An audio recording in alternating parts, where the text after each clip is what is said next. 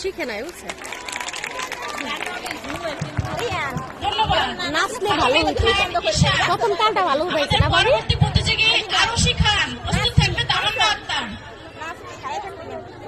আমাদের এখনকার প্রতিযোগী আরো শিখান নিম্নে কি অবস্থা প্রস্তুত থাকবে তামান্না আক্তার বাবু ভালো করে বসো বাবু তামান্নাকে দেয় হ্যালো তামান্নাকে না ওই তামান্না আমাদের তামান্নাও আছে যাবে চলে প্লেটটা করবে কেন